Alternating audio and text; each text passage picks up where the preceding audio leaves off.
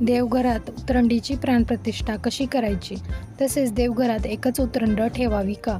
उतरंड म्हणजे घरातील कुठलाही कुंभ रिता किंवा रिकामा राहू नये म्हणून देवाकडे केलेले साकडे म्हणजे उतरंड.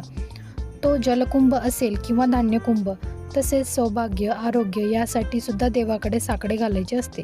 त्यासाठी देवघरातील उतरंडीमध्ये काय भरून ठेवावे जेणेकरून आपल्याला आरोग्य, सुख, समाधान, सौभाग्य प्राप्त होईल? उतरंडीची प्राणप्रतिष्ठा पौर्णिमेच्या दिवशी करायची असते.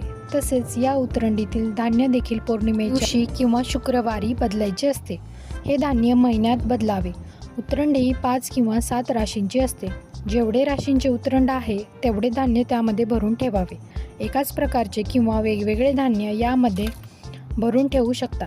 धान्याव्यतिरिक्त तुम्ही त्यात हळद, कुंकू देखील भरून ठेवू शकता.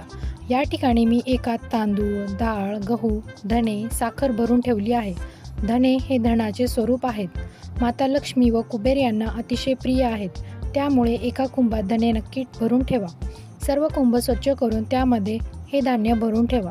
त्यानंतर त्यांना अष्टगंध, हळद, कुंकू लावून घ्यावे. त्यानंतर त्यांना धूप, दीप दाखवायचा आहे. फुले व्हायची आहेत. अशाच प्रकारे उतरंडीची प्राणप्रतिष्ठा करावी.